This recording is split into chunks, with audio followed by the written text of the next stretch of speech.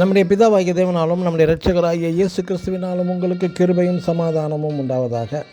கிறிஸ்து இயேசுவுக்குள் அன்பான சகோதர சகோதரிகளே, இன்று நாம் தியானத்துக்கு எடுத்துக்கொள்ள இருக்கிறதான வேத வசனம் 119 சங்கீதம் 9 வாலிபன் தன் வழியை இதனால் சுத்தம் பண்ணுவான். ஆமேன். இன்றைய சமுதாயத்தில் அநேக சீர்கேடுகள் தவறுகள் வாலிபர்கள் மூலம் ஏற்பட்டு வருகிறது. இந்த நிலைமை கிறிஸ்தவ சமுதாயத்தில் பல சீர்கேடுகள் தவறுகள் வாலிபர்கள் மூலம் நடைபெற்று வருகிறது.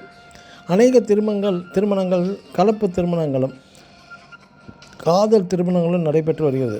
ஆன்மீகமும் கொஞ்சமாக மறைந்து வருகிறது. அநேக கிறிஸ்தவ வாலிபர்கள் மதத்தை பக்திக்காக அல்ல, தங்களது சுயநல லாபத்திற்காகவே வெளி வேஷங்களாகவே அதற்காகவே தேவாலயத்துக்கு வருகிறார்கள். ஒழுக்கம் உயர்ந்த நற்பண்புகள் உடையவர்கள் சிலரே தவறான வழிகளில் ஓட விரும்புகிறார்கள். அதற்கு உலகத்திலும் free world right for every one இப்படி ஓப்பனாக உள்ளது. இன்றைய கிறிஸ்தவ சபைகளிலும் சரியான போதனைகள் இல்லை. உலகில் சமுதாயம் பேசுகிற போக்கிலே கிறிஸ்தவர்களும் சென்று கொண்டிருக்கிறார்கள். கிறிஸ்தவ சபை இளைய தலைமுறைகளை சரியான வழிகளில் நடத்த தவறிவிடுகிறார்கள்.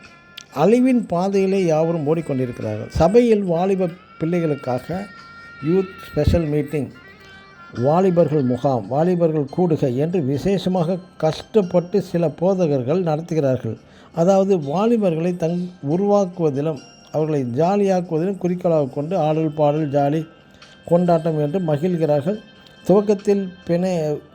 துவக்கத்தில் அவர்கள் ப்ரைஸ் அண்ட் ஒர்ஷிப் என்று பக்தியுடன் ஆரம்பித்து முடிவு மோசமாகிவிடுகிறது. பாடல், ஒர்ஷிப், கொரியோகிராஃபி, ஸ்கிட்டு, கேம்ஸ் என்ற வாலிபர்கள் விரும்பும் விதமாக நடந்து நன்றாக பொழுது போக வைத்தால் மட்டும் போதாது, அவற்றினுள் பரிசுத்தம் பற்றியும் எப்படி சிறிதாக வளர வேண்டும் என்றும் உணர்த்தப்பட வேண்டும் அவர்களுக்கு. எனக்கு அன்பான சகோதர சகோதரிகளே, வாலிபர்களை குறித்து சாலமோன் ஞானி பிரசங்கி என்ற புஸ்தகத்தில் சொல்லும்போது மாயை எல்லாம் மாயை என்கிறான். கண்ட காட்சி வழிகளில் நடக்க வேண்டாம் என்றும் எச்சரிக்கின்றார். தாவீதும் சொல்வது வாலிபன் தன் வழியை இதனால் சுத்தம் பண்ணுவான் என்றால் தேவ வசனத்தில் உள்ளபடி நடந்தால் மட்டுமே தன்னை காத்துக்கொள்கிறான். ஆமேன்.